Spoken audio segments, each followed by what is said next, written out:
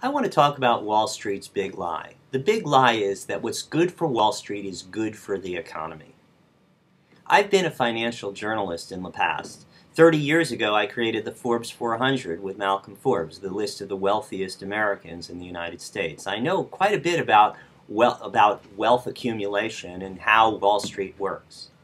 What I've come to feel is that what's good for Wall Street is simply good for the executives of Wall Street. What drives them is their multi-million-dollar bonuses. They pay out tens of billions of dollars of years in bonuses to the highest compensated people in the United States. And they do it, in many cases, paying a lower tax rate than the janitors who sweep in the buildings that they work in.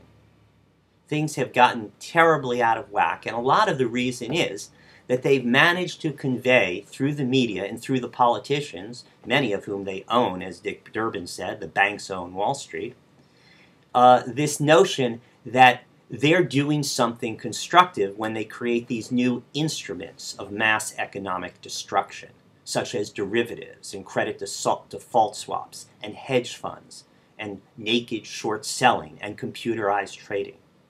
We need a government that's going to rein in the excesses of Wall Street. If you hear a politician said, deregulate Wall Street, let them do things, you will know that they are a corporate whore taking money from the Wall Street companies and are not representing the best interests of the people in the United States. Paul Volcker, the former chair of the Federal Reserve, challenged a group of bankers to say any instrument that has been useful to the American economy and the world economy that has been created by Wall Street over the past 30 years. Nothing really came to mind for him except ATMs. We have seen the largest redistribution of wealth upward in the history of any modern democracy in the world. It used to be that 30 years ago that the richest 1% of Americans derive 9% of all income. Now that's up to 23% of all income.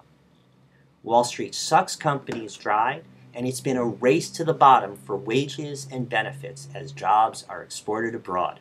The manipulators of the manufacturing companies get rich like never before. And where does that leave the rest of us? The other 99%. Those who don't work on Wall Street. Not in a very good position.